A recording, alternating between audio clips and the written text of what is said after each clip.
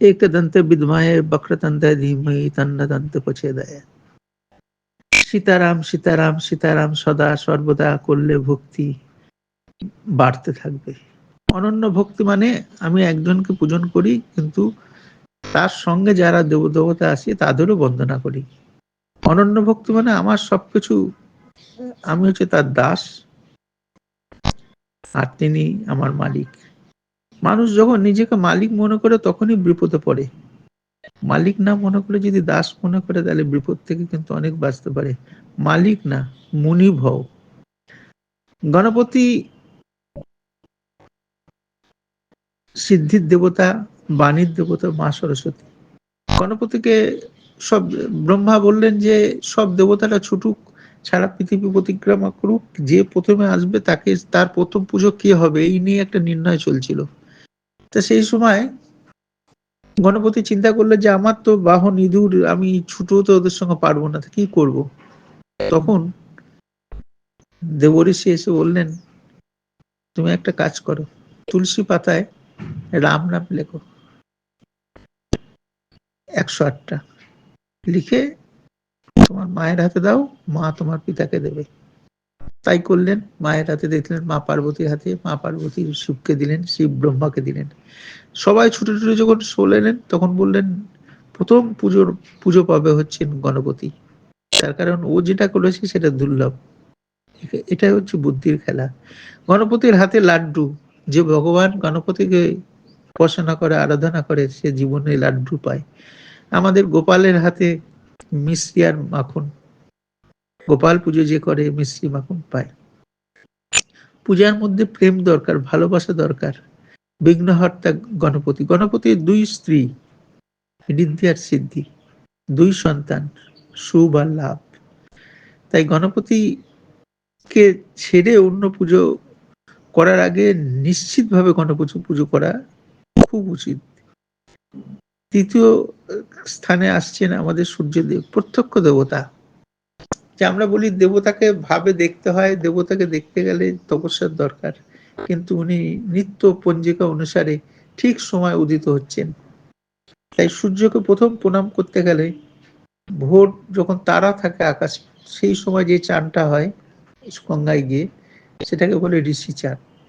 সেই সময় ঋষি চান করতে হয়। যখন তারা থাকে না, সূর্য ওঠেনি, সেই সময় যে চানটা হয় সেটা মানব চান। বাদ বাকি চানটা আর বললাম না। তাই এইভাবে সূর্যকে উপাসনা করা দরকার, প্রণাম করা দরকার রোজ। তিনি শক্তি দিচ্ছেন। আমাদের বাড়িতে যদি কারেন্ট না আসে বা কারেন্টের বিল আসে বিরাট, কিন্তু ভগবান কোনো বিল পাঠায় না, সূর্যদেব, এটা জানতে হবে। ক্রিয়া শক্তি হচ্ছেন মা কালী, জ্ঞান শক্তি হচ্ছেন সরস্বতী, আর দ্রব্য শক্তির মালিক হচ্ছেন মা লক্ষ্মী। তাই এই 3 দেবীর পুজো আমরা পয়লা বৈশাখের দিন করব।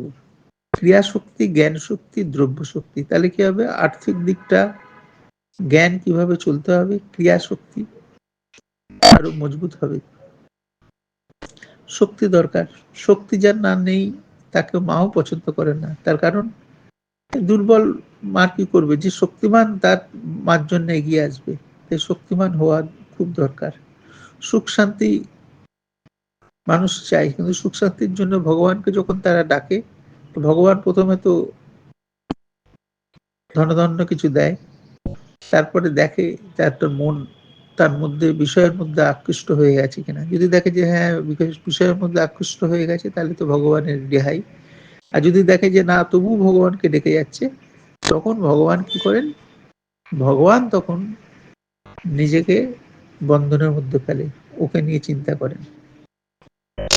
একবার কুবের এসে ভগবান শঙ্করকে বললেন যে প্রভু আপনি অনুমতি দেন, আপনার জন্য আমি কিছু করতে চাই। আপনি এত ত্যাগী, আর জগতে এই পৃথিবীতে পাপ পুণ্য সব ভরে আছে, আপনিও তাই, এমন ভাবে চলছেন, দেখুন ভস্য মেখেছেন, চিতা ভস্য একদিকে, একদিকে গঙ্গা, একদিকে পবিত্র একদিকে অপবিত্র, আপনার তুলনা নেই, দেবের মধ্যে দেব আপনি, আপনার জন্য কিছু করুন। তখন বলছে না আমার জন্য কিছু করতে হবে না, আমি যেমন আছি ঠিক আছে। তখন মা পার্বতীকে বলে, মা পার্বতী তখন বলে ঠিক আছে তুমি একটা কাজ করে সোনার রাজমহল বানিয়ে দাও, সোনার রাজমহল বানিয়ে দিলেন।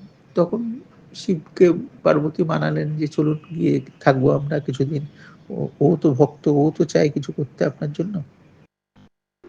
তখন বললেন তাহলে তো বাস্তু পুজো করতে হবে। বাস্তু কে পুজো করতে পারে ভালো? বলে রাবণ। রাবণকে ডাকলো। রাবণ এসে বাস্তু পুজো করলো। তো রাবণকে বললো বলো তুমি এই পুজোর জন্য যা দক্ষিণা চাইবে তাই দেবো। বলে তাই দেবেন তো? বলে হ্যাঁ একদম দেবো। বলে তাহলে ভগবান আমাকে এই মহলটাই দিয়ে দেন। তখন তিনি মৃদু হেসে, ভগবান শঙ্কর তো উদার, সবার দরজা বন্ধ হয়ে যায়। ভগবান শঙ্কর কিন্তু ভূত প্রেত থেকে মানুষ থেকে আরম্ভ করে যে ভাবে থাকুক না কেন সবার জন্য দরজা খোলা। তো ভগবান শঙ্কর দিয়ে দিলেন। তারপর বললেন যে মা পার্বতীকে আপনি দিয়ে দেন আমাকে। রাবণ চাইলে আর একটা বর আমার যদি পূর্ণ করে দেন। বলে কি হবে? বলে মাকে, মা থাকলে আমি বল পাবো, মাকে নিয়ে যাব। বলে যাও নিয়ে যাও।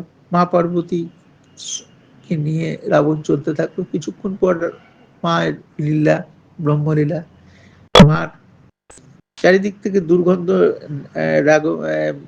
রাবণের নাকে পৌঁছালো।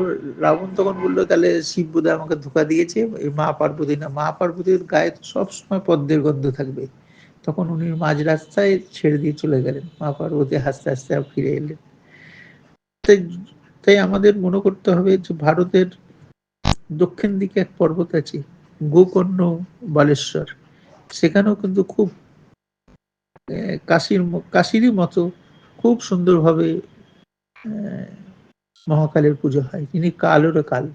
তাই ভক্তিকে যেন আমরা না ছাড়ি।